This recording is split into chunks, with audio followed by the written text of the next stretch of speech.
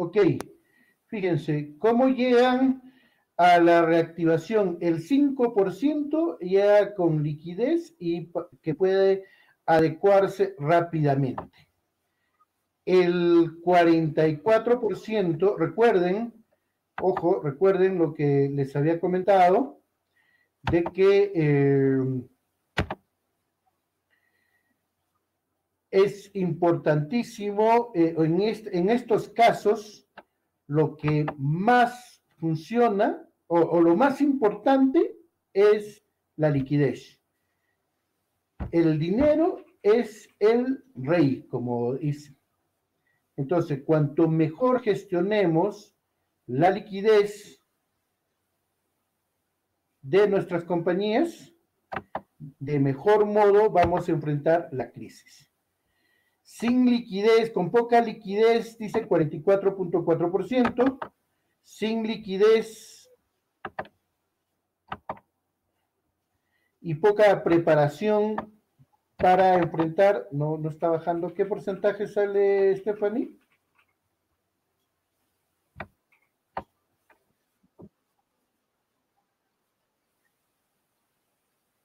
A ver, sin liquidez y poca preparación Y para casi que enfrentarlos, va, 38.89%.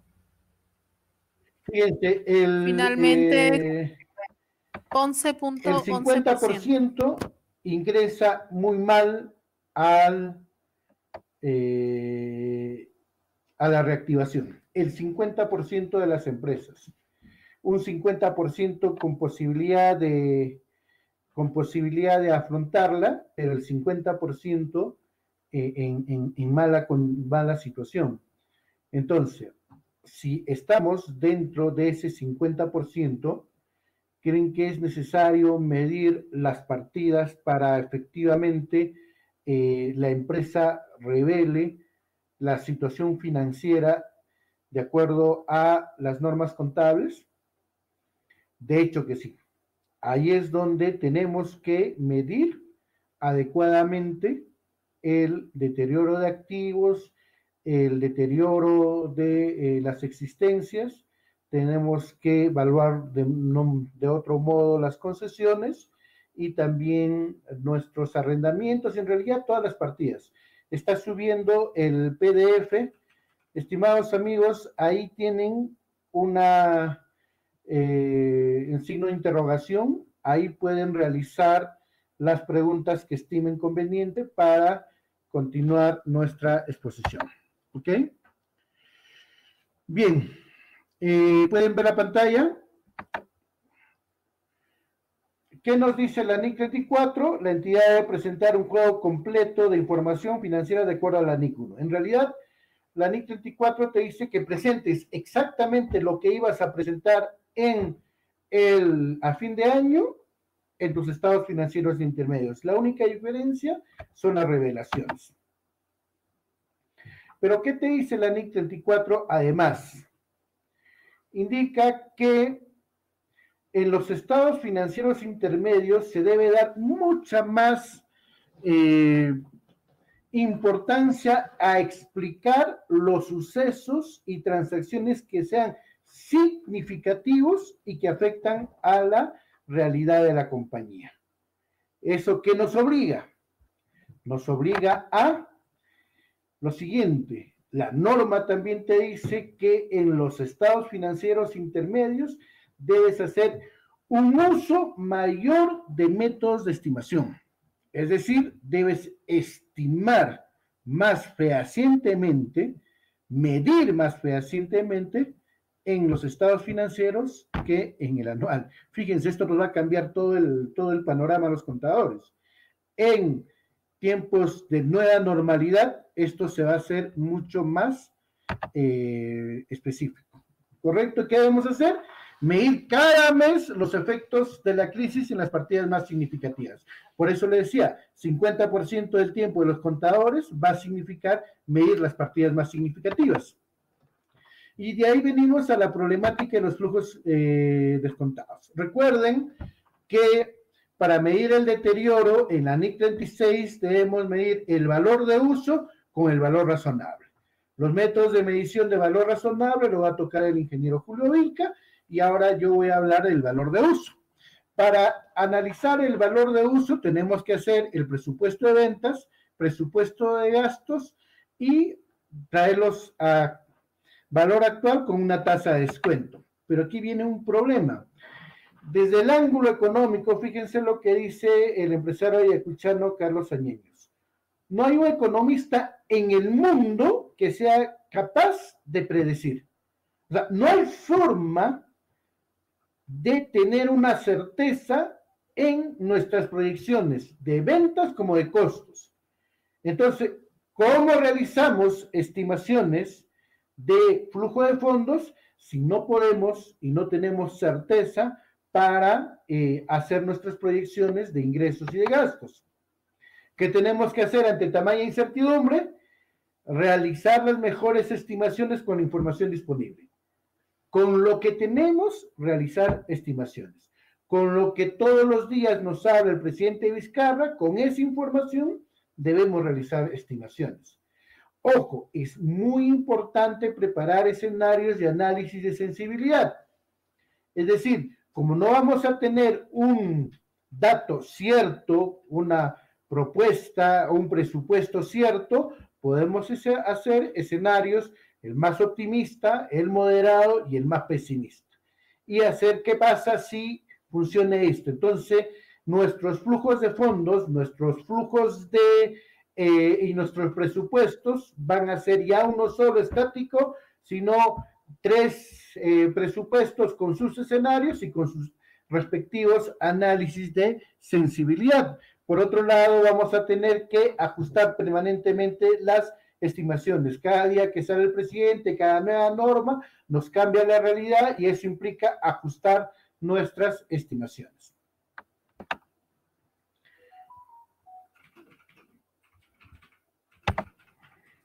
Por lo tanto, ya cuando tenemos los mejores escenarios de nuestra ingresos y gastos, vamos a hacer la estimación de la tasa de descuento.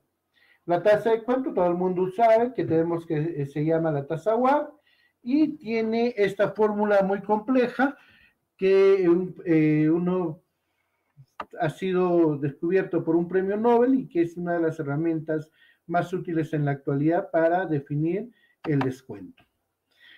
Vamos a hacer un análisis de cuáles son los componentes de esta tasa. Fíjense, aquí hay tres elementos que van a influir directamente en el resultado de una tasa.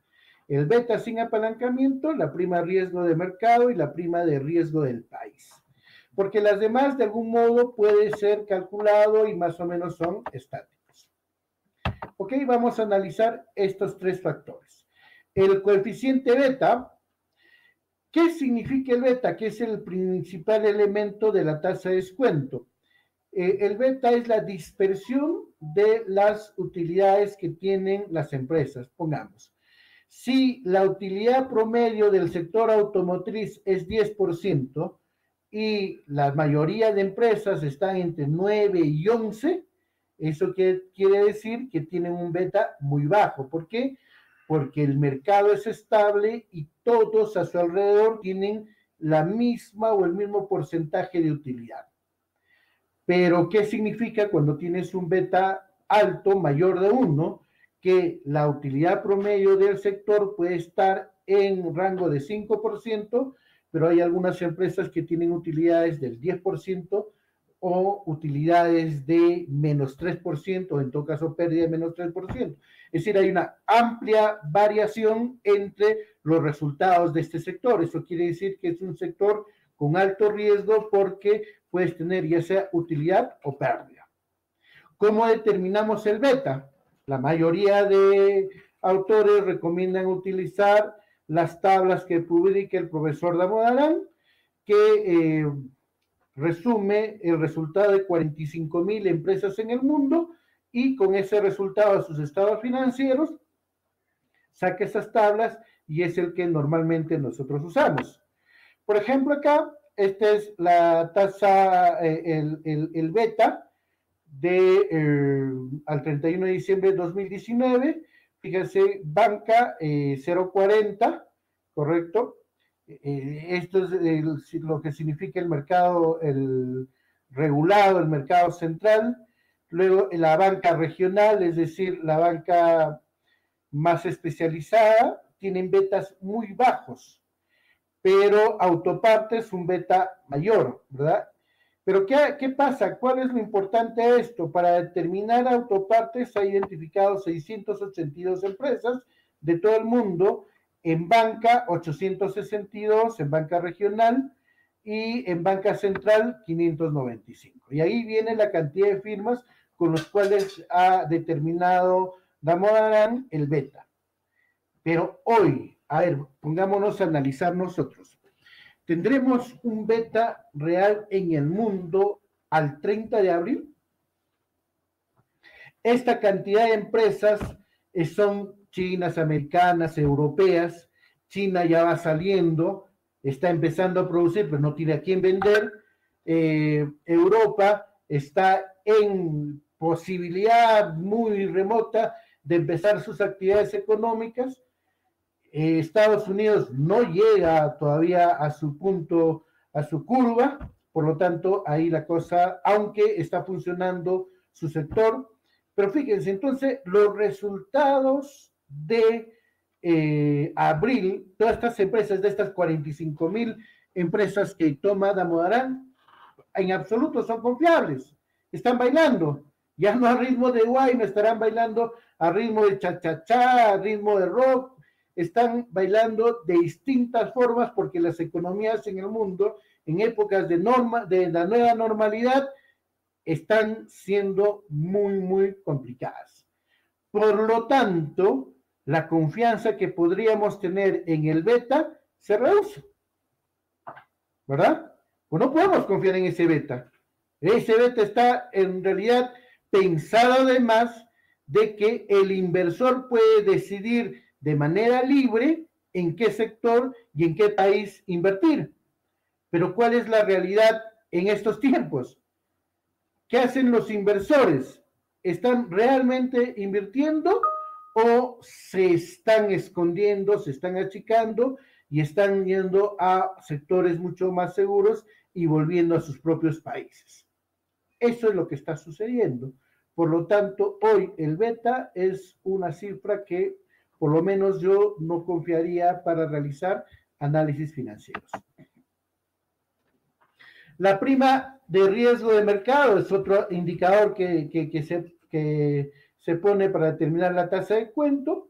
Es la diferencia de la rentabilidad histórica de las empresas a través del tiempo, cómo es que se han comportado las empresas y la tasa libre de riesgo. ¿Cómo se entiende esto?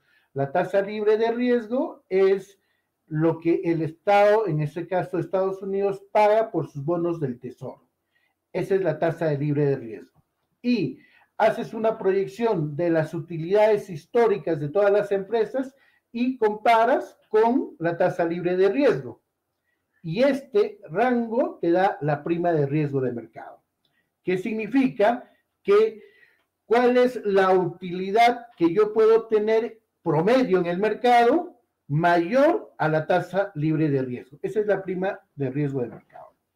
Podemos confiar en función a cómo se ha comportado históricamente las empresas y cómo ha sido la utilidad de los diversos sectores a través de los años hacia una nueva normalidad.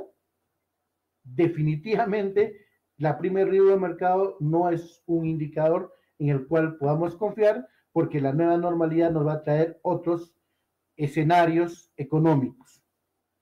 La tasa libre de riesgo, que es lo que pagan los bonos del Tesoro de Estados Unidos, están realmente bajando aceleradamente porque incluso se ha llegado hasta tasas negativas en Estados Unidos.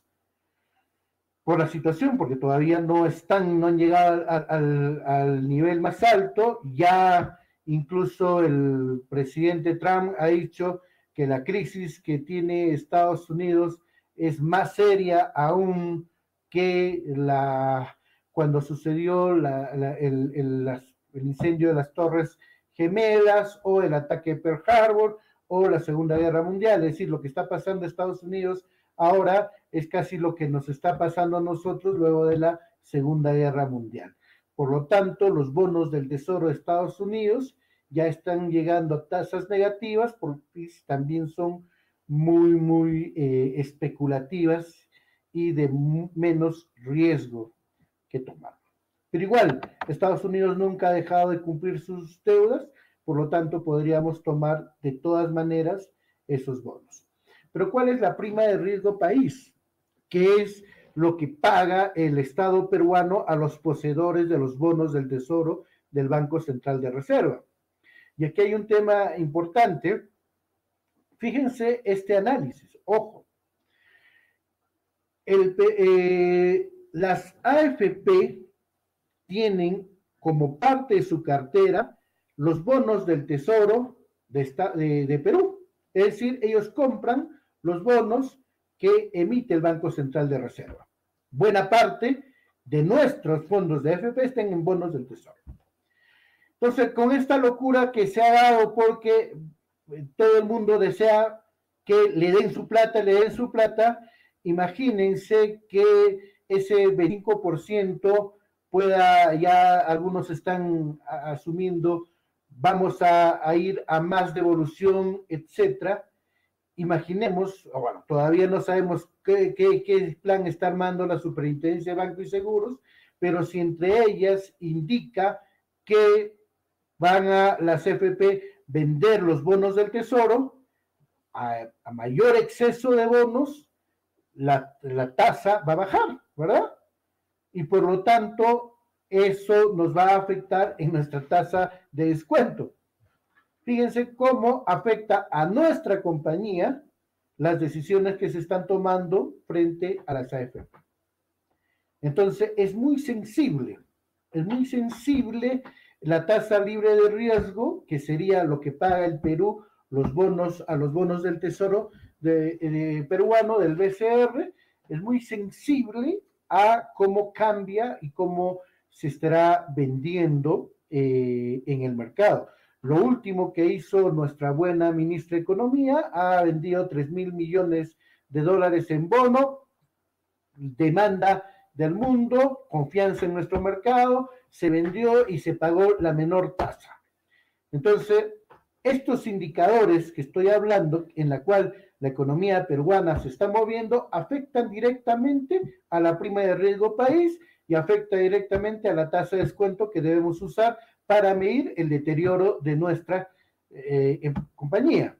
Entonces, mucho cuidado con aquellos que alegremente hablan de vender las FP, que nos devuelvan nuestra plata, etcétera, porque eso afecta al engranaje de la economía peruana.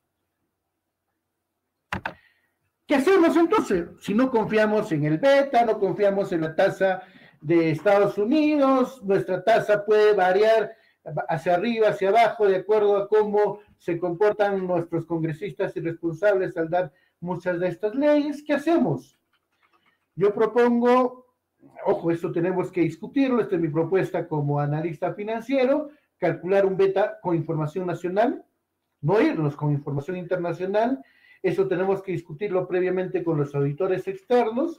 Yo sí creo que debemos ir a calcular el beta nacional en los sectores, al realizar escenarios, análisis de sensibilidad.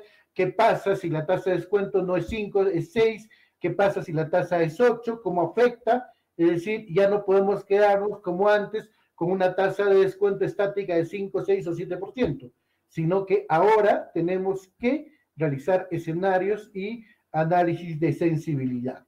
Y por último, tenemos que actualizar los cálculos y meternos a determinar nuestras tasas todos los meses. ¿Ok? Eso implica, pues, que los contadores estemos pensando financieramente muchísimo más tiempo de lo que hacíamos antes. Me gustaría mucho sus preguntas y dejo a Julio Vilca para que hable ya el otro elemento del análisis de deterioro del activo fijo, que es el valor razonable.